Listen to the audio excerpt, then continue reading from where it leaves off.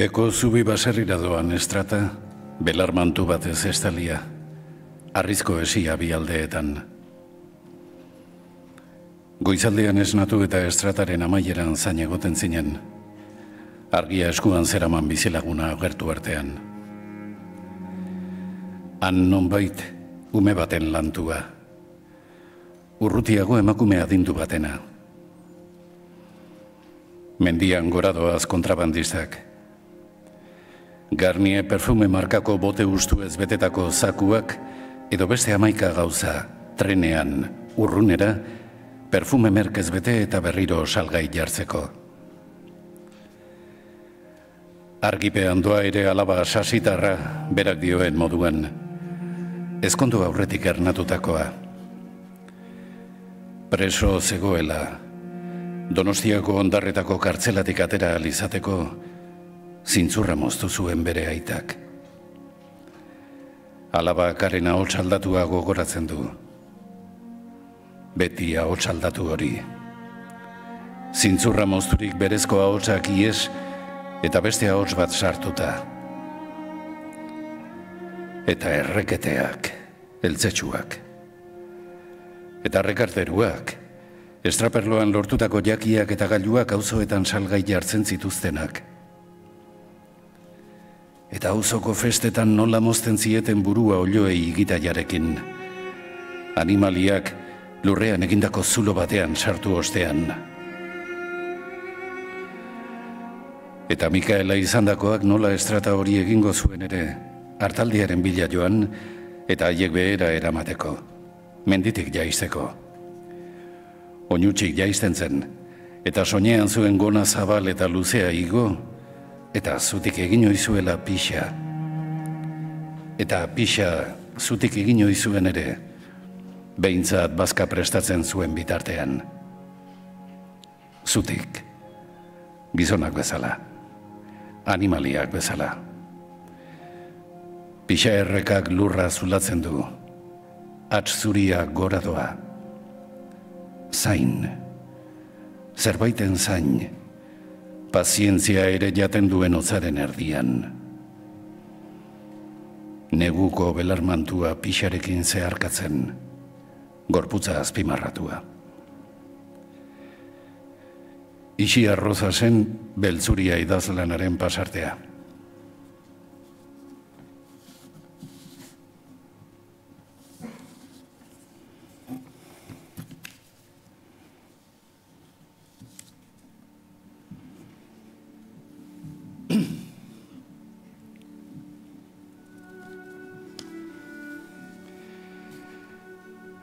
Ataskora etorri zen pertsona bakoitzak arrazoi bat zuen etortzeko. Ta horrek pizten dit interesa. Normalean manifestazio batera joaten zarenean, arkaldarrikatzen duen ideiarekin edo ideologiarekin bat zatozelako izaten da. Zioen Lópezek konferentzia batean, ataskoa lanari buruzko galdera bati erantzunez. Proiektu hori 2005an egin zuen, Aralarren, eta herrialde osoko eta jatorri, talde, komunitate, klase, adin eta genero desberdinetako personak bildu zituen. Baita hura antolatu zen Intza udalerriko biztanleak ere. Elkarren aurkako ahotsak ere izan ziren bertan. Alde batetik, automaitaleak edo bildumagileak, beren auto zaharrak erakusteko joan zirenak. Eta bestetik, ekologistak. Ekitaldia autoaren kulturaren eta hark eragiten duen kutsaduraren aurka egiteko aukera gisa ikusi zutenak. Proiektu honetan talde ekologistek arrazoi politiko argi bat zutela badirudi ere, artistaren helburua ez da izaten artea eta aktivismoa lotzen dituen proiektua sortzea. Interes handiagoa du eredu mikrosozialetan. Hortxe aurre ikusten eta eraikitzen baititu pertsonen arteko topak eta ustekabeko intimo eta paregabeak sortzeko aukerak. Artelan orok sortzen du errealitatearen esparrua iraultzen duen soziabilitate eredu bat. Eta beraz, ekoizpen estetiko baten aurrean gaudenean, galdera hau egin diezaiokegu geure buruari. Ematen aldit lan honek elkarrizketa bat ezartzeko aukera. Existitu alko nintzateke zehazten duen espazioan. Nola? Nikolas Borriodek bizikidatza irizpidea proposatu zuen 1980ko hamarkadako artea, arte erlazional gisa definitu zuenean. Borrioden arabera, arte praktika hoien xede teorikoa, gizakien arteko harremanen esparrua eta haien testu inguru soziala lirateke, espazio simboliko, autonomo eta pribatu bat berrestea baino gehiago. Artelanak bere ingurune fisikoarekin, hiritarrarekin, sozialarekin, politikoarekin eta ekonomikoarekin, eta testu inguru historikoekin erlazionatzeko daukan gaitasuna, eta publikoarekiko hartu emana, funtsezkoak dira halaber Lopezen lanean. Horrekin lotuta, Lopezen lana estetika erlazionalen esparruan sar daiteke. Nola nahi ere bere proiektuen oinarria batipat gizakien arteko harremanetan bitartekari izatea bada ere, bisualitatea eta forma ere artistaren proiektuen zati garrantzitsuak dira estetika erlazionala formarekin lotuta. Jaigiroko topaketak antolatzen ditu, edo ekitaldietan oinarrituriko proiektuak mikrosozializazioak sustatzeko. Sozializazio horiek beti dute alderdi bisual indartsu bat, eta espazioaren antolakuntza formal handi bat. Eta horregatik esaten dugu artelan berezi eta paregabeak direla haien emaitza. Maider Lopezen tokia aldatu idazlanaren pasartea. Ixiar eta Maider orentxe izango dira gurekin, Inigo Astizekin solasean.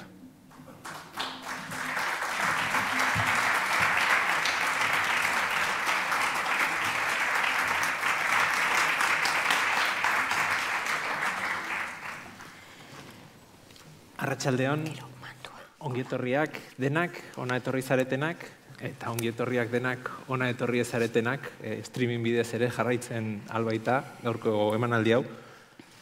Hasteko eta behin, Iñaki Beraetxeri eskerrik eman behar, testuak hain goxo eta hain xamur irakurtzeagatik. Dakizuen bezala, urtengo gutun zuriaren gaia da naturaren eta literaturaren arteko bidegurutze hori. Eta guk gaurkoan proposatzen dugun ariketa da oinarri-oinarrian belarra hazten ikustea. Egia da, eta ez da erabat broma. Hori, belarra nola hazten den ikusteko, hemen izango ditugu Ixiar Rozas eta Maider López, eta jakizue ekitaldi amaieran aukera egongo dela galderak egiteko, beraz, besterik gabe, esku altxa, mikrofonoa helduko zaizue, eta natural, galderak egin. Ixiar Rozas eta Maider López zuei mila esker, batez ere, etortzeagatik. Nik uste euskal kulturan eta euskal literaturan natura eta literatura esatea dela izarren hautsako lerro batzuetara joatea zuzenean, Xabier Leteren poema horretara, Andreak badu inguru latz bat menderatzeko premia, eta gero esaten du naturarekin bat izan eta harremanetan jartzea. Jakin nahi nuke, lehenik eta behin, noiz sentitu duzuen naturarekin bat izan eta hori azkenekoz. Ni oso sarritan sentitzen dut bat landare eta zuaitzekin eta naturarekin orokorrean.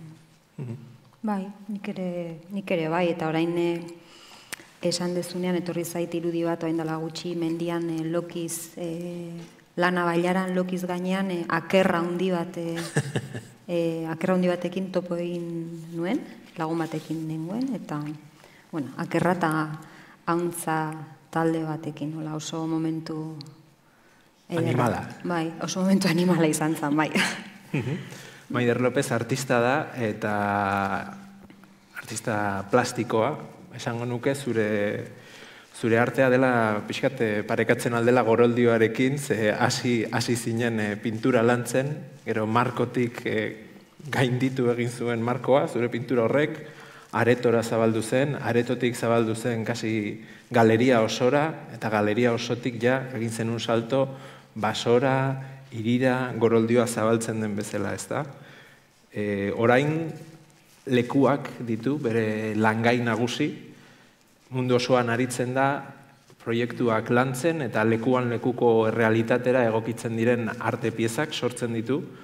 Horrek bihurtu du gaur egun Euskal Herrian dagoen artista entzutetsuenetariko bat, gure artea saria jaso zenun 2011an, eta geroztik ere, mapamundiaren hainbat puntutan jarri duzu zure urratsa. Hain justu ere, lehen esan dugu belarra hazten ikusiko dugula, eta ezela broma ere esan dut, eta hementxe ikusiko dugu belarra nola hazten den. Maider Lopezek 2016an egin zuen Watching Grass Grow, pieza hau, Donostiako Tabakalera espaziorako, berez 21 egun irauten ditu belarra hazten erakusten duen bideo honek, 21 egun grabatu zituen eta 21 egun irauten du bideoak, guk gaur ez dugu osorik ikusiko, zatitxo bat bai. Baina iruditzen zitzaidan interesgarria naturaren behaketa horretan murgiltzen lagunduko zuelako Ixia Rozas, idazlea, oraindik, edo ez dakit hori oraindik ala sentitzen duzun, baina idazlea behintzat bai, eta baita ere arte eszenikoetako ikerlaria, arte hezkuntzako irakaslea ere, Uezin, Azala lantaldeko kidea, literaturan landu ditu narraziogintza, antzerkia, poesia, aurrentzako literatura, zuzeneko performanceak, bere azkeneko eleberria deitzen da Beltzuria, lehen entzun dugu pasarte bat, eta badauka liburu bat Kim Puyolekin batera idatzitakoa, entxegu bat, Ejercicios de ocupación, afectos, vida y trabajo. Eta horrez gainera asko ezagutuko duzue, ahotsarekin, lenguaiarekin eta horren materialtasunarekin lan egiten duelako ere. Lehen esan dut Maiderren artea goroldioaren pareko zerbait litzatekela, uste dut Ixiarren testuak direla Amurrainen antzeko zerbait, ze eusten du testua idatzi ala, eusten duzu, baina era berean uzten diozu irriste egiten, ez? Nahi nuena jakin, hasteko, da zergatik merezi duen belarra nola hazten den ikustea. Hau da, zergatik behatu behar den natura. Bai. Esan ondo esplikatu duzun bezala, lan hau bideo bada, belarra nola hazten den denbora errealean erakusten duena, zen natura etengabe dago mugimenduan. Adibidez, arbola bat etengabe mugitzen da, hau da, hasten da, bai zabalean, bai altueran, baina mugimendua hain da txikia ez gehala gai hau ikusteko. Behintzat gure pertzepzioa egokitzen ez baldin badegu. Importantea iruditzen zaitere naturari bere tamaina ematea, ez? Eta adibidez bideoa proiektatua zegoen olako tamaina handian. Hau da, gure ikuspuntu, ohiko ikuspuntua aldatzen da, eta bapatean intsekto baten ikuspuntoragoaz edo animali txiki baten ikuspuntua. Hau da, naturari zoom bat egiten diogu, eta berez detaile badana handitzen dugu, eta eskala ematen diogu ere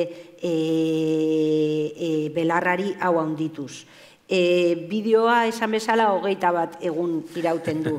Hau da, batzutan ematen du ez dela ezer gertatzen. Irudi finko bat ematen du, irudi foto bat ikusiko bagenu bezala. Baina bapatean haizea belarra mugitzen du, edo urtsantxa bat erortzen da, eta bapatean naturaren eraldaketak protagonistak bihurtzen dira. Eta esan bezala, belarra nola hasten den erakusten duen bideoa da, baina bapatean haizeak, euriak edo intsektoek istorio paraleloak kontatzen dute. Bapatean norbait gerturatu eta ikus ditzake ni ez nekin zenbat gauza saltzen zian, baina katu bat dago animali sekreto asko eta bapatean ekintza txikiak gertaera handiak bihurtzen dira. Eta galdetzen zenidanean zertarako begiratu, adibidez horretarako ez nola gauza oso xumeak, oso txikiak gertaera handiak gertatu daitezke. Eta baita ere gure oizko pertzepzioa eta ikuspuntua aldatzeko. Bapatean hori, denbora neurtzen dugu bideonen bitez, zen belarra nola hasten den neurketa bada, baina baita ere gure begirada zorroztu egiten da. Eta errezena izango litzateke dena grabatu eta time-lapse batean erakustea. Batek lehen hoxe komentatu dut, baina time-lapsean, eta zen, ez, tiempo real, hori da. Ez da bilatzen, etzaio ikusleari gauzak erresten, bertan dagona ikusten dezu, espektakuloa ere ez da bilakatzen, zen ni berez azkarrean begiratu dut, eta oso polita da, zen mugimendu etengabeak daude. Baina mantxo ikutzen eta naturari bere denbora, daukan denbora espazioa ematen diogu, eta oso importantea iruditzen zait hori. Zuretzat interesgarria da humanotik ateratzea, ez, pixka bat? Hori da. Eta gero oso interesantea suertatzen zait, hau egin genuen baserri batean, kanpoan, belardian antolatu genuen sistema guztia, eta nola hain gauza xinplea, belarraren askuntza, egunero dagona edonon, zenbat teknika behar duen, bai? Mekanismoa hori ondo grabatzeko, bai zenbat gigabyte almazenatu behar genuen eta gestionatu. Eta gero oso interesantea iruditzen zitzaitan, oso leku politean ginean, baino denok sartzen ginean baserrira pantailatik ikusteko belarra. Eta orduan nola bapatean hor dagona interesa hartzen diogu pantailaren bidez. Eta bapatean hor dagona beste irakurketa bat hartzen du pantailaren bitartez. Eta hortaz hitz egiten genuen. Zeigea hemen denok pantailari begira kanpoan baldin badagukagu. Belarpillo bat. Hori da. Zuk, zergatik behiratzen duzu belarra nolazten den isiar? Bueno, Maiderren lan hau ikusi nuen erakusketan, eta, berez, hori, gauza txiki hori erreparatzea, ez da? Nolabait, arreta esnatzen dute, eta orainera bueltarazten dizute. Ez da, lehen esan duzu, aipatu duzu, animaliak edo, humanoa ez den zerbait ikustez, baina egia da guk hori ikusten dugunean, uste dut, nolabait hori, arreta orainera ekartzen duzu, eta aldi berean zure gorputzera, ez da? Orduan, uste dut hori dela arteak egin dezaken zerbait, ez da? Hori, eta horrek denak uste gainera irudimena elikatzen duela nolabait. Gero, turo denez gutuntzuriko pixkate, omenaldia edo egiten zaion jaialdian, berak esaten zuen, aurkitu dut esaldi, liburu batean, ezin dugula orainean ez bizi, ezta? No podemos permitirnos, gaztelaniazko edizioa zen, no podemos permitirnos el lujo de no vivir en el presente. Eta, uste dut olako lanek, atentzioa gauza txikietan eta jartzen dezunean, arreta, ezta? Bueltatzen zaituztela orainera, oraina, ere ez gara hor sartuko, baina oraina denbora asko zelikatzen da, ez da bakarrik oraina, da iragana etorkizuna, baina momentu horretara, ez da? Eta uste dut horrelako lanek, eta artean dauden beste lan batzuk, utopia hori dela, alegia, gorputzera utopiaz eta naturaz ari garela ere bai, ez da? Gorputzera edo bueltatzeko behar hori mikrosozializazioa leno Iñakik irakurri duen testuan aipatzen zuen zure lanean ere bai, ez da? Gorputzea mikro horretan, arreta, gauza txikietan. Zure idazketa ere hasten da, behaketa horretan?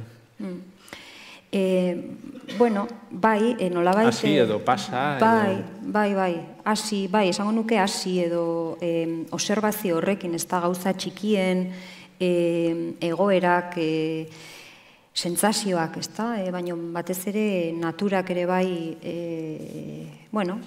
eragiten zituen, edo nigan eragin zituen hainbat gauza garai batean, hori izendatzeko beharra, hori dena, sentsazio guzti horiek izendatzeko beharrarekin, ez da? Nolabait izena duenak du izana, edo nolabait esateko. Eta gero hori aldatzen joan da, eta gero igual gauzen eta hitzen arteko harremanak iraultzen eta aldatzen eta hankazora jartzen horrek ere plazerra handia ematen dit, eta gero denborarekin ahotsaren bilak lehen aipatu duzun ahotsaren ikerketa horretatik tira eginez lenguaiaren materialitatea, hitzen, ritmoa, sonoritatea, hor, ez da, denbora guztian ez natura bakarri, gu ere denbora guztian dakigun bezala aldatzen gaude, ez da.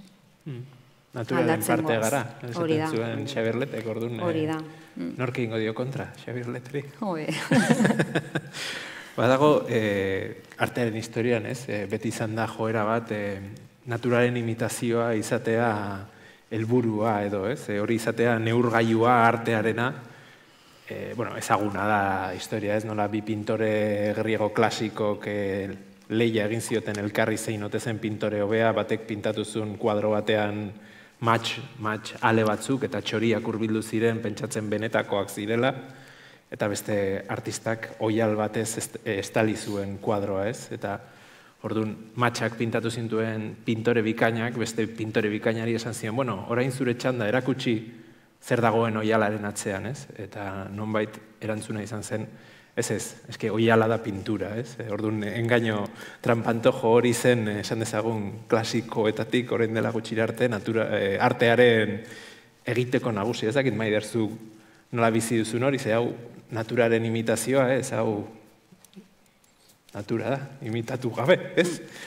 Hori da, beti arte historian tradizioa handia egon da natura bertara jutea eta kopiatu. Baina ja, hortan ja jutea eta eseri arbol baten azpian ja da ekintza bat. Ja ez da argazki batetik kopiatzea. Gaur adibidez, Kasilda Parkean norbait ikusiet eta gerturatu naiz ikustea. Tradizioa handia egon da hortan. Hori da, natura pixkat mimetizatu bertara jutean.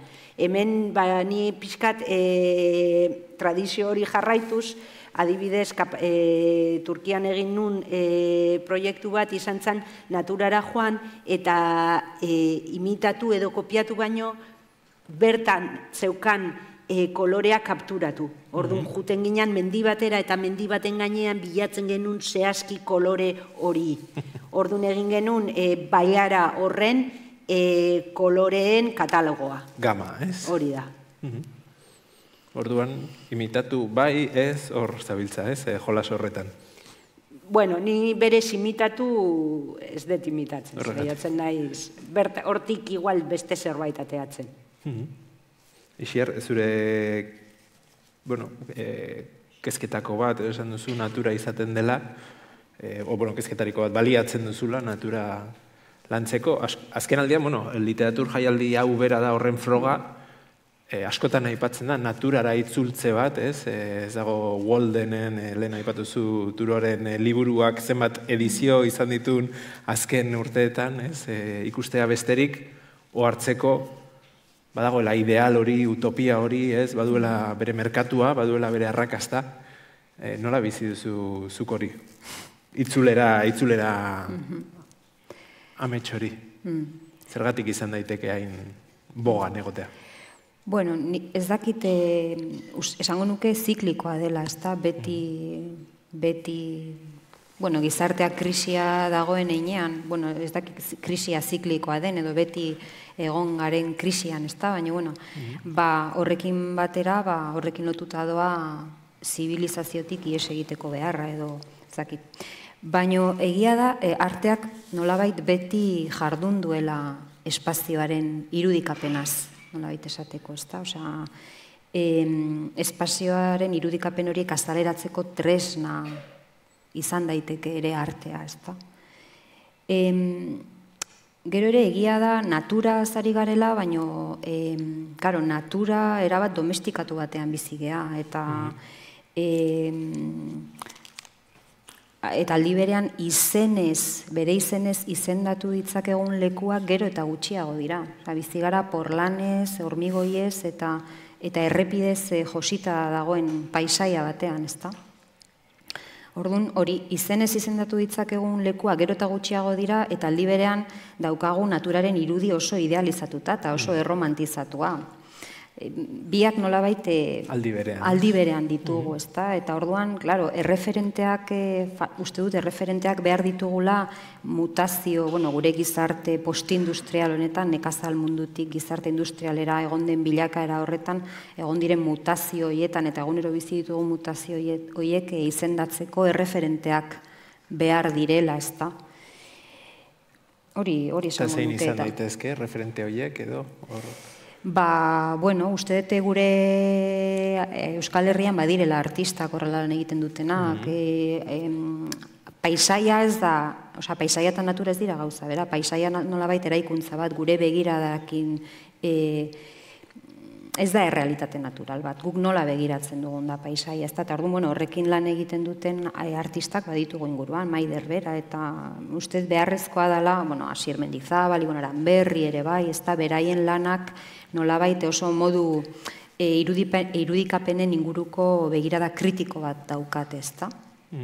Orduan, uste dut, arte garaikideko adibide batzu jarri ditu, baina badira ere literaturan, baina uste dut etengabe izan behar duela erreferente hori mutazioek izendatzeko lana, ez da, etengabea, hizkuntza desberdinetan, artearen hizkuntza eta lenguaia guztietan, ez da.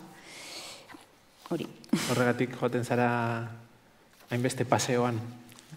Paseoan, paseo sortzailean esan dezakegu, ze bere testuak irakurri dituzuenek, bakizue askotan agertzen dela paseoaren ideia, lehen Iñakik irakurri duen testu zatian ere aipatzen da estratak, bideskak, zidorrak, errepideak ere bai, beti paseoan, beti naturan, beti horra jotze horretan.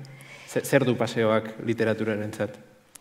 Niretzat behintzat paseatzea behar bada, gustatzen zaitere hirietan paseatzea, hori ere esan beharra daukat, eta hirietan ere bizi naiz, eta egoten naiz, eta baino bai, paseatzea, ibiltzea behar bada mendian edo lauan, ez da? Gustatzen zait asko, eta, uste dut gainera oso osasuntxua dela, gorputzarentzat eta garunarentzat denak arnasten du, ez da? Uste dut irudia jarriko ditugula, ze aipatu nahi dute estrata justu lehen Iñaki Beraetxek irakurri duen liburuko atal bat aipatu nahi dut, ze dago justu ibiltzeko ekintzarekin lotuta, bai, hori da. Orduan, itxengo dut, beraie jarri arte, bale. Bai, galdetzen izu paseoarena izuzen ere Beltzuria liburuan ere, hitzen arteko paseoak eta ere badaudela. Bai, nolabait, orain aipatuko dut estratak, Beltzuriko atala, estratak dira baserriz baserri dauden bide estuak, eta gero ere lenguaiaren estratetan eta gauza geologiko bat bezala hor barneratzeko ekintza, eta gero nik beste esan nahi batzuk eman dizkiot. Eta Beltzuria liburuan, esate baterako egin dituen paseoak, estrata katalean, bertakoekin. Etxalarko biztanleekin paseoan ibili zinen. Hori da, paseoan ibili nintzen, egoera batzuk sortzen dituen, eta gero egoera horietan gertatzen zena, ni jasotzen nuen, saiatu nintzen ahoskotasun hori mantentzen,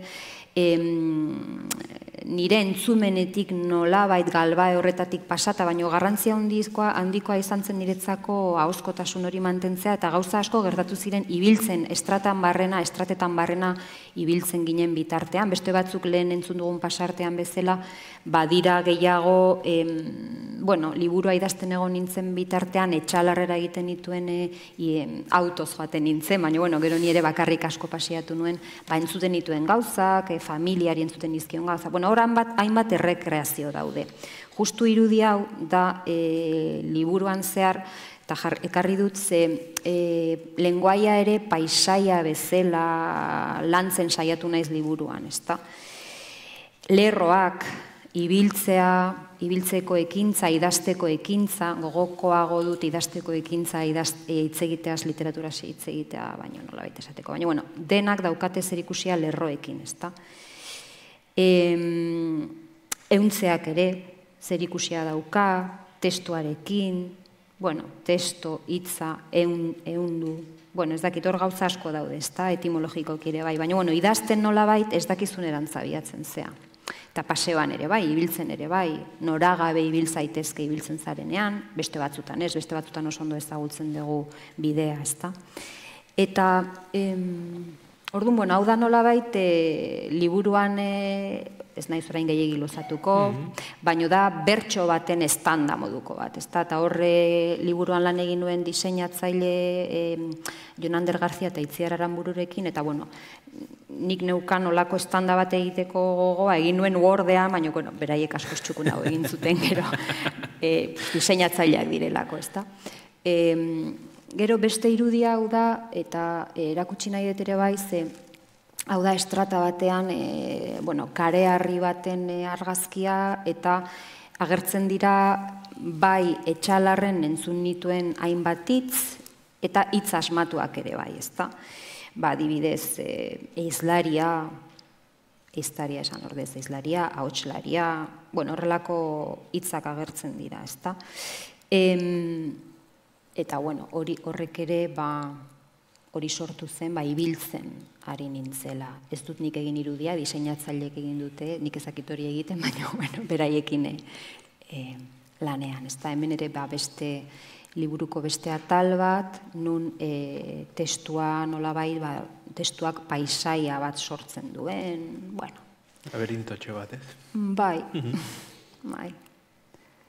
Horre, beste. Esan duzu, lenguaiak paisaia direla ere, eta justu ere beltzuria hitza, ez, Euskaldun jendea badaki oso ongi, daudela hitzak zehatz mehatz herri batean bakarrik esaten direnak, ez? Orduan, paisaiaren parte direla, eta uste dut, novelaren titulua bera beltzuria ere, bizkat hori dela, ez? Da, kasi geolokalizatutako hitz bat, ez? Bai, da, ez dutola ikerketa linguistiko bat egin, baino Etxalar inguruan eta iparraldean Nafarroa beheran ere erabiltzen den hitz bat, esateko guraldia oso beltza, zeru oso beltz hori dagoenean, justu ekaitza egin aurreko estanda, zeru beltz horretan, ezta? Eta gero baditu esan nahi, hitz polisemikoa da, horregatik interesatu zitzaidan, gero, da, aserrea, hainbat gauza, eta nik esan nahi gehiago gehitu dizkiot. Asmatuak, liburuarekin lotuak, baina hori da azkenean idaztearen askatasuna, ezta? Gutxi ditugunez, hori behintzat guazen. Filologoentzako, pixkat, doktore tesiak egiteko, jarrai dezaten. Bai, nahi badute, interesatzen bazaie, ez dakit, gehiago, ez dut gehiagi luzatu nahi ere, ze denbora gutxi daukagu, baina, gero denbora geratzen bada, agian beste ibiltzearekin lotuta goen beste proiektu bat ere azaldu dezaket, martxa hondi, baina, uste dut orain. Gero bultatu gaitezke nahi baduzu ibiltzearen era, ze Maiderrek ere asko paseatzen du, badago orain anuntzio bat zerbezena, ikusi duzu, hauek dira gure bilerak, ez, eta gertzen dira bi zerbezero zerbeza probatzen, irudi lezake kasi paseatzea dela zuen egitekoa, baina oso serioski paseatzen duzu, ez? Zuk Maider lekuan lekura joaten zara beti, lekua sakon ikertzen duzu, ikusten duzu ze behar duen leku bakoitzak, naturalak izaten dira leku horiek askotan, zergatik da hain garrantzitsua lekuei entzutea, zer esaten dizute lekuek, eta zer esaten dute naturan jokatzeko dugun manerek zuretzat. Zergatik da hain garrantzitsua jendearen eta naturaren arteko harreman hori zuretzat. Bai, esan desun bezala niretzat oso importantea dira bai lekuak eta bai pertsonak nola mugitu eta harremantzen diren espazio horietan. Interes handia daukat pertsonen gaitasuna paisaiari irakurketa berriak emateko. Nola ze gaitasuna daukagun gure ingurunea eraldatzeko. Eta baita gizakiok naturari eskala ematen diogu. Eta baita ere interesa daukat hori gure harremana eta baita ere ingurunearekin sortzen dugun harreman hori. Eta guzti hori da nire lanan pixkat begiratzen detena. Adibidez, hemen ikusten dugun lan hontan, Turkian egindakoa, 25 pertsona, 25 mendizketan daude kokatuak. Uste dut paisajea oso berezia dela, ez? Oso hango bertakoa bakarrik. Oso zehatza zen, esan desun bezala zehazki leku zehatzetarako egindako lan hau daude. Gero, 25 pertson beraiek mendi bakar batean kokatzen dira. Eta niretzat bi ekintza hau ari da habitatzeko ditugun era desberdinak, ez? Denok guztiok etxe bakar batean bizi aldegu edo bakoitza bere etxean. Harreman mota desberdinak sortuko dugu, baina baita ere naturarekin harremantzeko era desberdinak zer beharko luken bakoitzak. Eta esan bezala ere jendea pertsonek naturari eskala ematen diote. Ez genuke jakingo ze tamainako mendiak dian hauek pertsonak egongo ez balira. Orduan pertsonak dia pixkat eskala ematen diotenak. Eta baita ere, hori, esan desun lekuak eta pertsonen arteko harreman hortan aritzeko pixkat, gustatuko litzaidake ere beste lan bat aipatzea, dela ataskoa. Hau da, lehen irakurri duten testuan. Eta gustatuko litzaidake aipatzea, gustatuko litzaidake asko testu hori ni idatzi sana, baina ez dut ni idatzi. Idatzi du Fulya Erdensi, dela komisaria bat, Istanbul Bienala komisariatu duena, eta arte publikoan oso aditua. Berak aipatzen zu justo pieza hau. Hori da. Ataskoa. Jai giroko deialdi publikoa egin nun, jendea eskatuz mendira etortzea atasko bat sortzeko.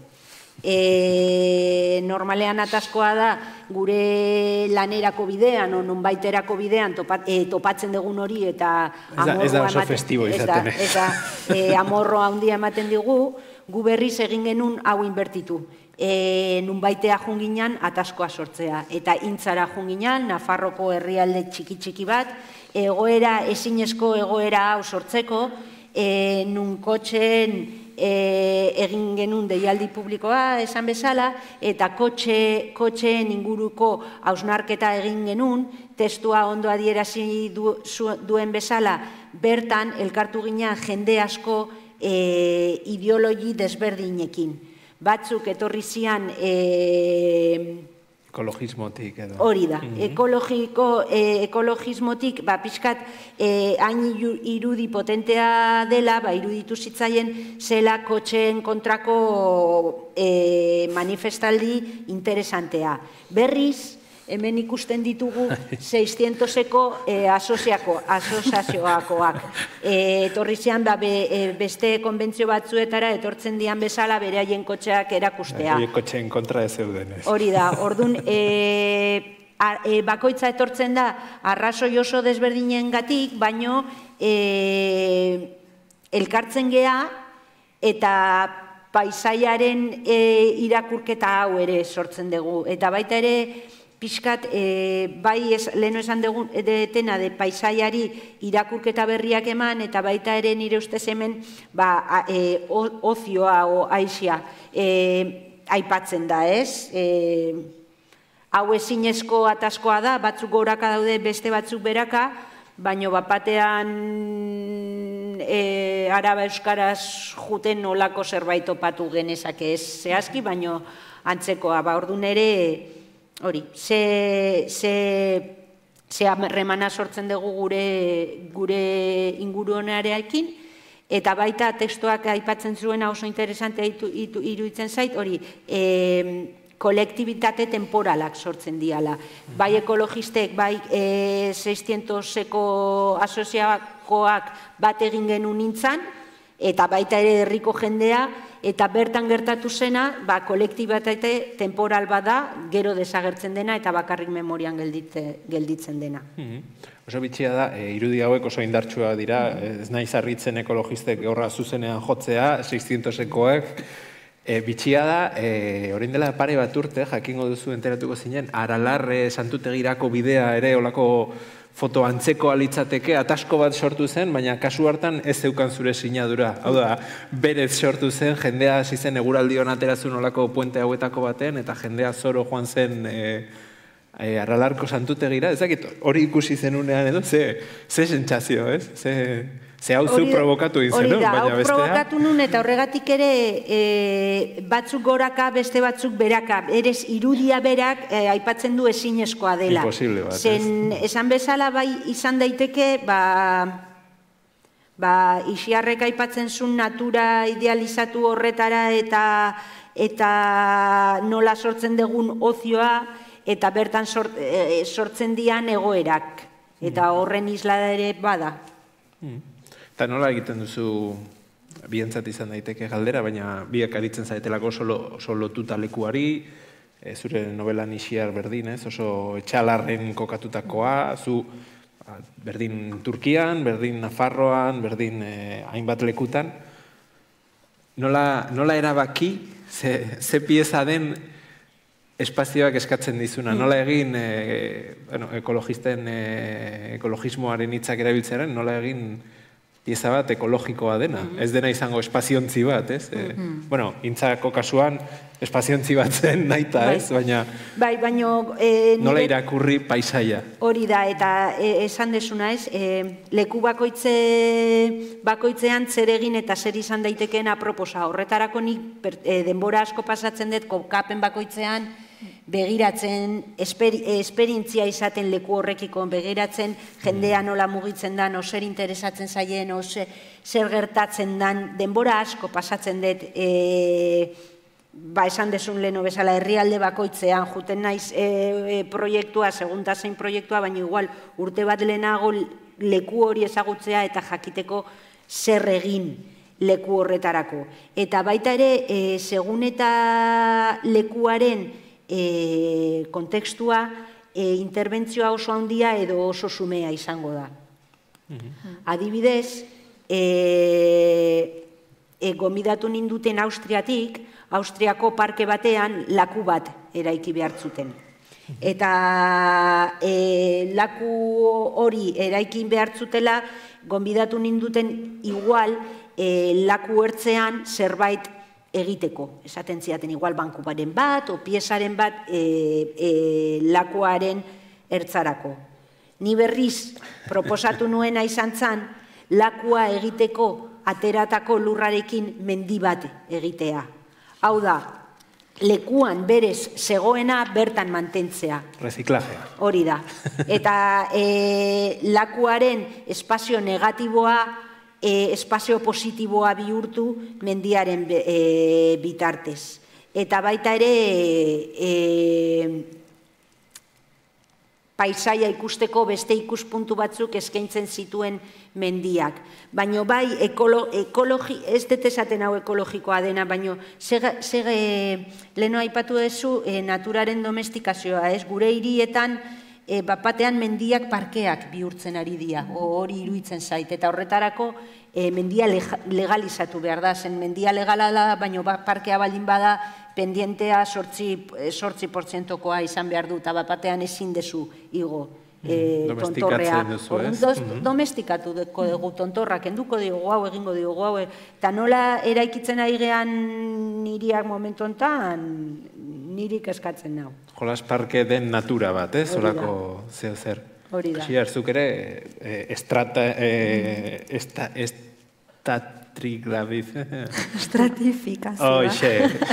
Olako plano bat egin duzu, zuk ere Beltzuria novela idazteko eta beste lanak egiteko denbora eta arkeologia eskaintzen diozu leku bakoitzari, ez?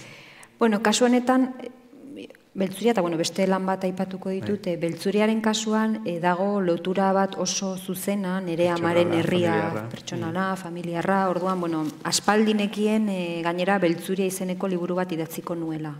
Urte asko pasatu dira idatzi dudan, idazten amaitu dudan arte, eta urte asko pasatu ditut lan horrekin. Nire ustez, kasu honetan, ekologia da lengoaiaren erabilpen bat. Hau da, ez dut thriller bat idatzi. Orain oso modan, oso boladan daude bastango thrillerak, ez da? Gainera esan ziaten, etxalartarrez zergatik ez dezu thriller bat egiten, seguro. Seguro liburu gehiago saltuko, baina lehenengo gauza ez dakit egiten, baina, hau da, ez dakit, egonda lanketa handi bat, ez da, hori, nik entzun, ikusi, hainbat gauza bilaketa horretan orain kontatu ezin ditu dana, gehiegi luzatuko nintzateke, baina gero hori saiatu naiz lengoaia poetiko batekin idazten, oso liburu iluna da, kasu momentu batzutan, heriotza oso presente dago, baina niri interesatu zait heriotza nolabait saiatu naiz, ez dakit lortu deten, hori irakurleak esan behar du. Hori dena beltztasun guzti hori maila poetiko batera eramatea hori bilatu dut, ezta? Hori Etxalarren. Gero, beste lan bat aipatuko dut, agian gero ere aterako da, ez dakit, baina orain esan dezaket, Kontxako megafonian egindako lanarena. Hori reziklajeaz aparte eta baduzula joera bat ere edo nahi bat berez idazketari eskaintzen zaizkion formatuetatik haratago jotzeko, ez? Kasi hasia zabaldu eta azten usteko, ez? Bai, klaro, aspaldi konturatu nintzen, bueno, eta zu poeta zara Inigo, zuko ondo dakizu, hau ere, ez da, zer dan hitza espaziora eramatea, ez da? Hori niretzako konstante bada bilaketa, hori paperean dago, baino nik hori espaziora eraman nahi den nola baita, ez da? Espazialitate bat bilatzen dut, eta bueno, gero ari naiz denbora guztian bilatzen hitza esateko moduak, eta orain denbora gutxi daukat, gustatuko litzateke askoz gehiago izatea, hori gehiago sakondu ahal izateko, ez da?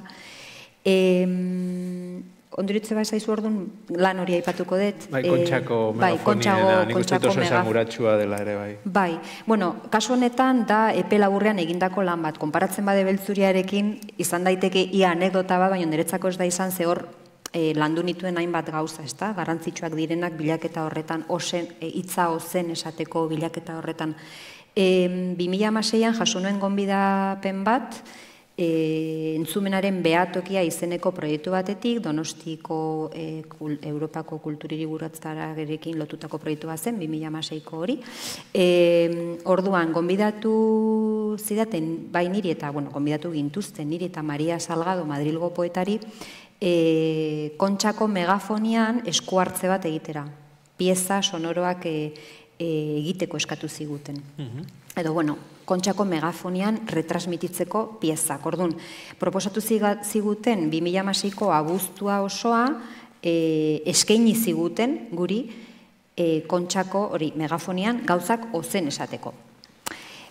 Orduan, bueno, erabaki genuen bakoitzak 2 aste egitea esku hartze bat. 2 aste Maria Salgadok lehenengo 15 aldia eta ni bigarrengo 15 aldia.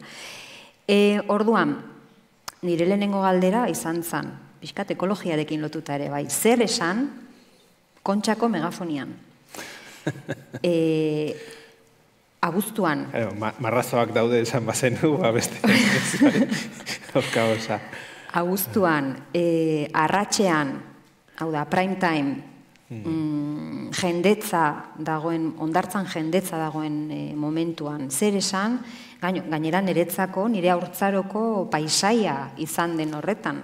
Ez naiz donostiarra, lasartearra naiz, baina dakizuen bezala, denok joaten gara edo ondarretara, edo Kontxara, enfin, Gipuzkoar guztiak, Nafartar guztiak, bueno, gorze gertatzen den, ez da?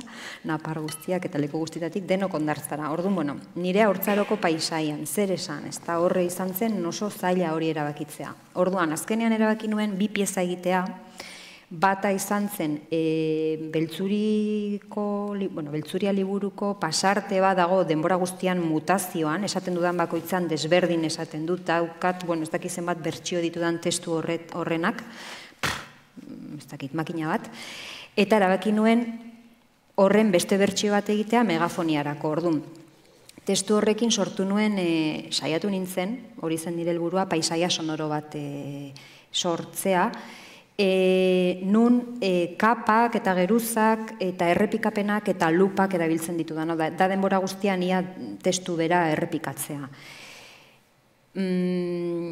Gehien bat, dakizuen bezala, megafonia oso funtzionala da. Megafonia batean esaten diren mezuak dira daukate helburu bat, komunikatzea, batzutan gainera parregarriak dira, gaztelaniaz igual funtzionatzen dute, baina euskaratzen dute, eta da, bueno, oso hizkuntza, bai, oso, berez ja piezak dira batzutan, ez da, Kontxak, baina, bueno, helburua da komunikatzea eta funtzionalitate hori, ez da, orduan, bai, nik eta Mariak ere bai, jolastu genuen pixkat komunikazioaren zentzu eta esan nahi hori arrakalatzen nola bait, ez da. Orduan, lehenengo pieza izan zen hau, eta bigarrengoa izan zen gaztelaniaz, bigarrengoa. Koinzidituzun garai hartan ateratzen torturaren informe lazgarri hura, Pako Etxeberriak eta bere taldeak egindakoa, eta, klaro, niretzako Kontxa oso, bueno, marko inkomparable, badakizue, baina aldi berean, karo, ikusten dute Urgul, ikusten dute Jesukristoa, ikusten dut, bueno, hor gertatu diren gauza guztiak ikusten ditut, Eta, bueno, saiestezina izan zitzaidan torturaren hitza oso modu, saiatu nintzen azpitikan egotea, ez dute aipamen zuzena egiten, erabiltzen dut hitza behin, baina da isiltasunaren inguruko testu bat gaztelaniaz, eta hori ere dago errepikapenetan oinarrituta. Orduan, bukatzeko. Egin nuen, nolabait, 7 egun nituen pieza bakoitzaren zat, eta egunero gehitzen zitzaizkion 30 segundu. Pieza osoa entzun zen bakarrik igandean.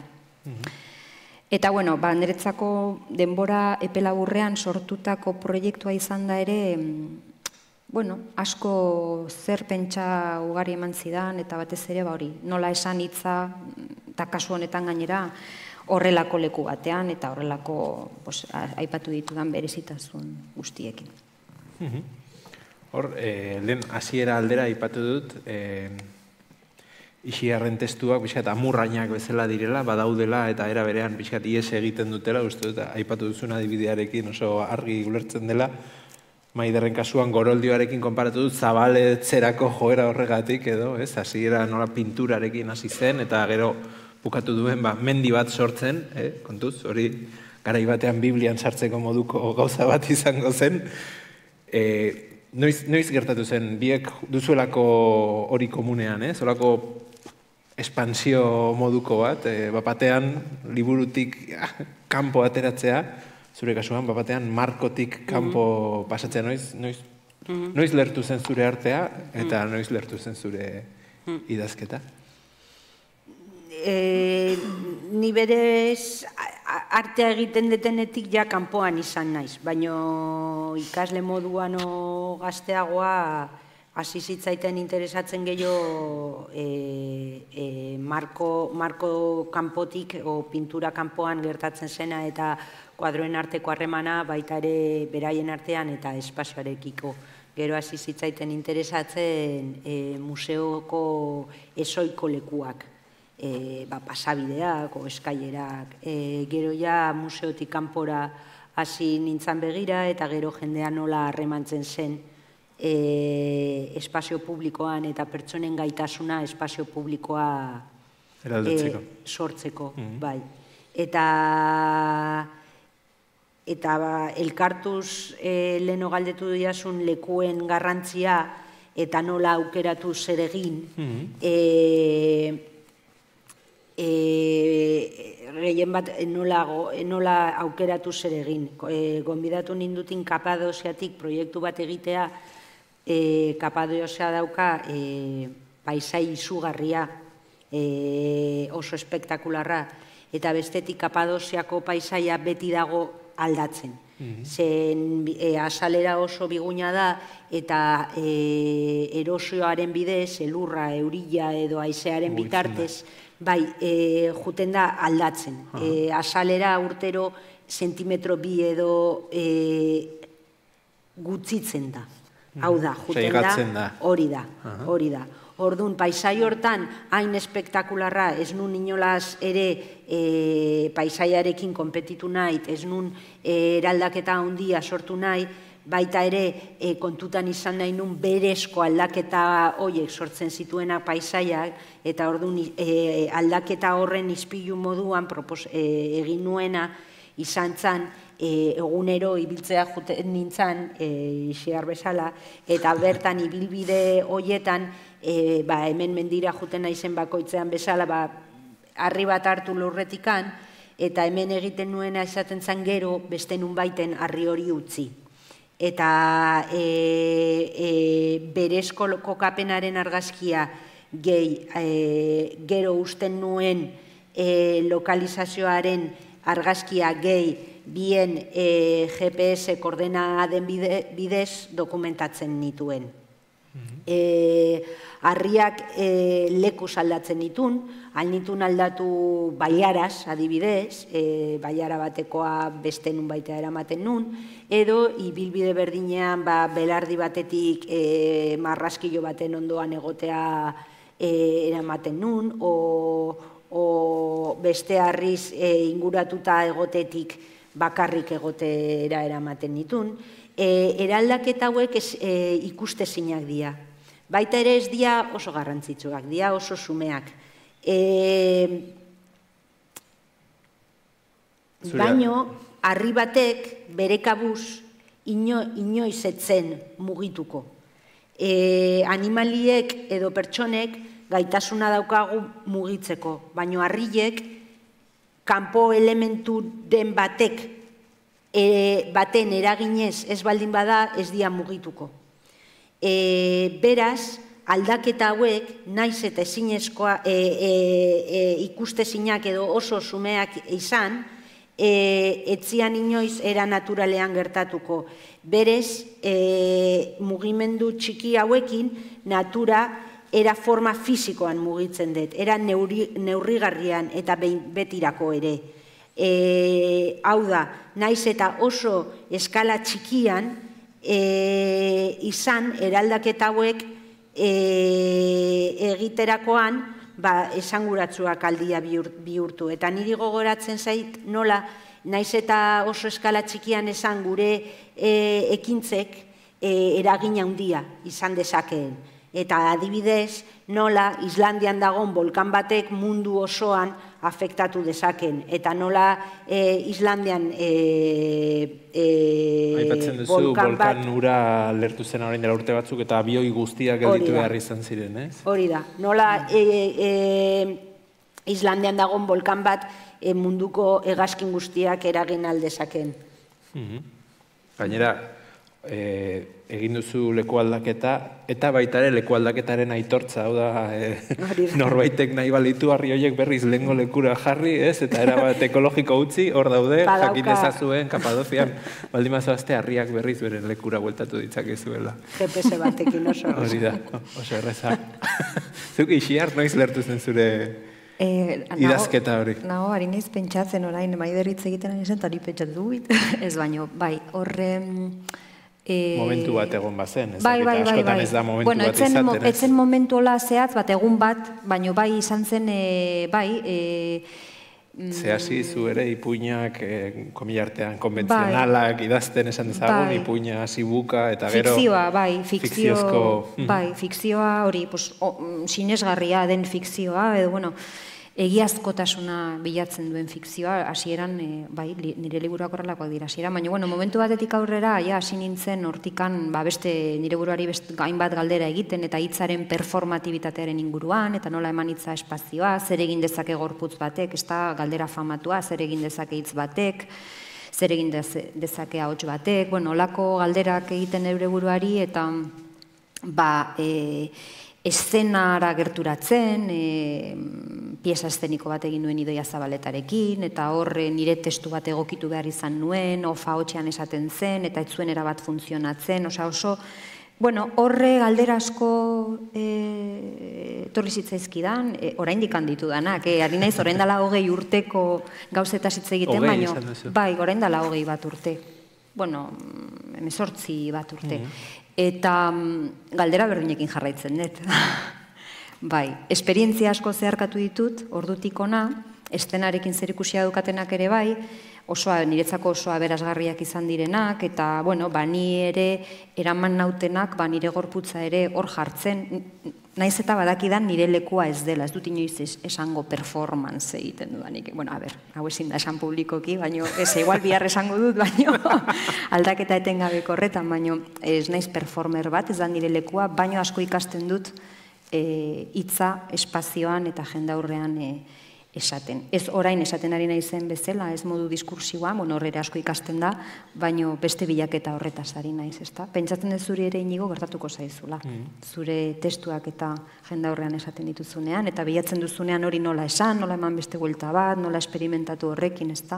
Etengabe zure burua frogan, edo, bueno, neure burua frogan jartze horretan. Lehen aipatu duzu proiektu bat, Martxaundirena, rekuperatu nahi nuke, lehen paseoena ari garelako, hor dago froga fisikoa, Maiderren paseoena, ze arrasto utzi duen Turkian, eta berak ere, Ixiarrek hainbat proiektutan paseoa bideratzen du, paisaian idazte bat da, paseo bat, ez, azken finean, eta ez dut, paseoa arte bihurtzeko, edo hor bide gurutze horretan jarri zenutela Martxaundin, ez?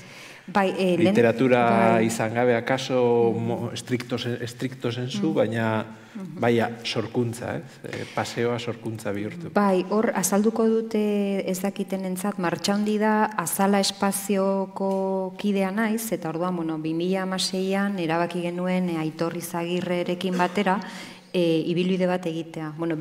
Pixkat berak pentsatu zituen etapak, eta egon zen Azalan egonaldi bat egiten, eta parentesi txiki bat ez dakizuen ontzat, Azala da Arabako herrixka batean dagoen kreazio, esperimentazio eta egoitza espazio bat. Iaz, edorein dela 2 urte, gure artea saria jaso zuen, ere bai, akaso orduan izan zuen olako proiektzio publiko bat, akaso hortik oratuko zuen.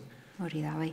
Orduan, Azalatik Aitor Izagirrerekin batera erabaki genuen Azala dago Arabako Lasierra herrian, orduan egin genuen Bilbotik, bulegoa zenbaki barik proiektutik, Lasierrara oinez joan ginen, 4 egunetan, 3 gau pasa genituen, zeharkaldi bat izan zen, hemen zaudeten askok igual zeharkaldiak egin dituzue hainbaldekutan, kasu honetan zeharkatu genuen gure paisaia, lehen aipatzen genuen gure paisaiaren mutazio guztiekin. Ez ditut inoiz nire bizitzan hain pista zakarrak ikusi, eta leku askotan ibili naiz, baino zeharkaldi horietako bat izan da nire bizitzan egin dudan pistarik zakarrena, baina oso ibilaldi ederra da. Eta aurten egingo dugu kontrako norabidea. Orain maiatzaren azkeneko astean egiten dugu Lasierratik Bilbora Azkunara gatoz, gonbidatu gaituzte prototipoak proiektutik, eta norbaitek nahi badu gero azaldu dezaket gehiago. Gero aukera egongo da galderak egiteko nahi baduzue, itzultzaile zerbitzuak eta ere badaude, 3 artean hizkuntza pilo bat kontrolatzen ditugu, orduan ez da egongo arazorik ulertzeko. Bukatzeko, bai, literatura eta paisaiaren arteko lotura horretan, entrevistatu nuen behin Peio Lizarralde idazlea, berak badu oso idazkera zehatza, gustatzen zaio detailetan zentratzea, gustatzen zaio pausatuta joatea, kontatzen du 5 horri kontatzeko elur malut bat nola erortzen den, horrez pixkat muturrera eraman da, baina holako tipoko literatura egiten du. Eta goratzen naiz, markatuta gelditu zitzaidan esaldi bat aipatu zidana, berak esaten zuen, beste idazle batzuk, badoaz pertsonaiak sartzen dituzte basora, eta hurrengo parrafoan pertsonaia hori tabernan dago beste norbaitekin hizketan. Eta berak esaten zuen, berak ez dakiela basoak azkar zeharkatzen. Berak bakarrik bere pausuaren temporan idazten duela. Eta iruditzen zait, nola artista batek nola gurutzatzen dituen basoak, nola kontatzen duen hori, badela artista bati buruz asko esateko modu bat. Zuek nola esango zenukete zeharkatzen dituzuela basoak zuen artearekin? Zeharkatzen ditugun edo zeharkatu nahiko genituzkeen? Biak. Akaso barruan gelditu? Ni behintzat gero eta polikiago. Peio Lizarraldek esaten duenarekin asko identifikatzen naiz. Eta gustatuko litzateke baso bat, pagadi bat oinez. Esan nahi dut oinez ez, oinutxik. Oinutxik zeharkatzea. Beraz, sortzea, pagadi bat, oinutxik zeharkatzea bezala. Bueno, bai, izan daiteke irudi bat. Bai, asko gustatzen zaite belarraren gainean oinutxik ibiltzea. Eta horretarako oso mendi ederrak ditugu hemen, dago belarra hola dagoenean, goroldi barekin, eta horrela. Maider, zuk nola zeharkatzen dituzu basoak? Ni segurunik begiratuko nuke jendeak nola zeharkatzen dituen. Eta akaso... Apunteak hartzen atzetik. Eta akaso zerbait egin horren abian puntua. Eta denbora ematen baldin badit, kontatuko dizut, orain galdetu jazu basoa eta kampo playa den horren inguruan, basoaren kin harremanduta ondartzan egin nuen interbentzioa motz kontatuko dizuet, nola hemen ikusten dugun ondartza bat dena normala, jendea itxasotik paseatzen, beste batzuk paletan, beste batzuk eguzki hartzen. Baina bapatean badago elementu bat normaltasun hori desagertarazi egiten duena, eta da denek tobaia kolore berdinakin daude. Zer gertatu da, nola da posible, jende guztiak hondartzara junda egun zehatz batean toaia berdinarekin kasualitatez, posible litzateke kasualitate hori existitzea, zerote. Egun batean hondartzara junginan eta jendea gerturatzen zanari tobaia gorri bat eskaintzen genion, egun horretan erabili dezaten. Egoera normal bat berrirekurteketa bat sortzeko, baino baita ere paisaia hori da, eraldatzeko eta beste, baino gehien bat aipatu nahi nuen zen adibide moduan ordu batetan utzi genion toaiak emateari. Eta orduan iristen zana etzeukan proiektuaren berri. Orduan iritzi izan emakume bat, ikusizun goitikan hondartza, eta hasi zan oiuka, haizeari. Ez dauka toaia gorria, aldet sartu.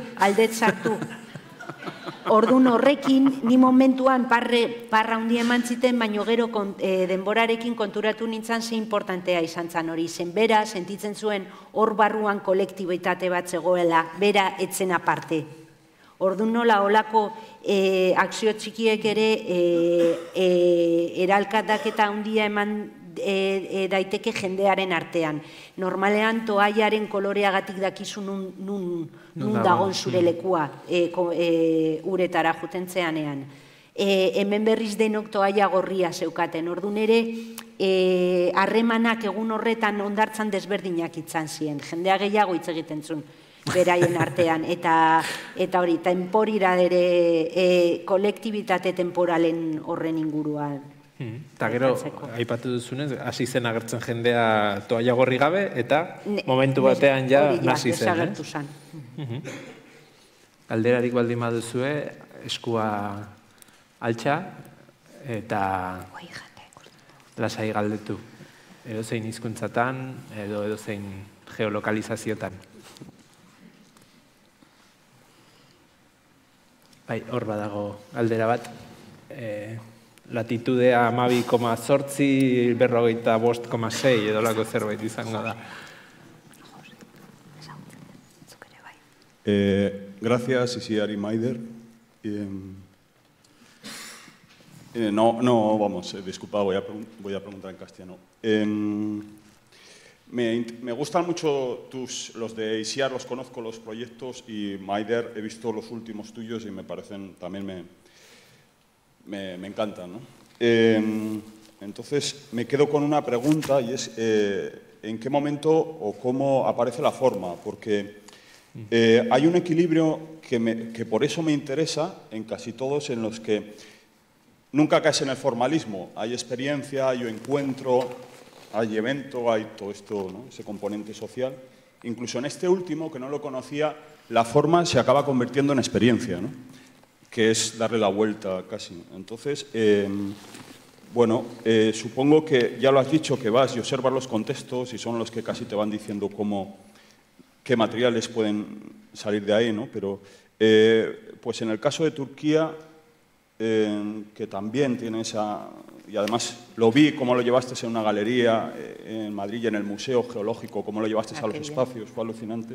Entonces, me gustaría saber, en el caso de Turquía y también en el caso del atasco, si la forma aparece previamente, si aparece durante el desarrollo, si aparece como consecuencia, que sería igual la mejor forma de evitar un formalismo, ¿no? que le quite vida. No sé, como están tan equilibrados, me gusta ese proceso y que nos cuentes algo. Muchas gracias. Me parece muy oportuna la pregunta. Porque efectivamente para mí es muy importante la experiencia, tanto la experiencia del lugar como lo que sucede, todas estas colectividades. Pero sin embargo, en el arte como social, en las estéticas sociales, a veces la forma no surge como algo casual o como algo residual de una experiencia vivida. Sin embargo, para mí la forma es muy importante. Esta forma se completa con la experiencia de la gente, pero cuando me preguntabas cuándo me viene a mí la forma, por ejemplo, Atascoa vino desde estar yo en INZA e imaginarme eso lleno de coches. Entonces fue la forma, lo que a partir de la cual lleva a que todo surja. Porque yo personalmente soy una persona muy visual. Siento que no hablo tan bien, que no vengo desde la literatura, que mi forma de expresión, pero sin embargo mi visualización sí que... Entonces la forma para mí es muy importante. Es decir, sí, para mí la forma es muy importante y me alegra que tú directamente hayas dicho que sin ser formalismo, porque para mí todo lo que pasa es muy importante. Nunca, es decir, en Atasco tenemos una foto que miras la foto y ya te imaginas esa situación imposible, pero tenemos a toda esa gente que unos vinieron por razones ecológicas, otros no, tenemos a el beber la sidra, la música que sonó, los pájaros, tenemos la experiencia de esa situación y las dos conviven en un nivel muy importante para mí. Beste galderarik, baldin badu inork. Te he contestado, ¿verdad? Sí. Sí, era pensar en algo. Es que me parece una maravilla. O sea, tu trabajo es crear eso. Luego ya pues, podemos hablar sobre ello. Mila esker. Beste galderarik ez badago. Txalo gogor joko dugu, eskerrak emango diegu bizlariei, antolatzaileei, eta jarraitzen du Gutun Zuria jaialdiak literaturak eta paisajearekin. Mila esker. Eskerrik asko. Mila esker. Esker.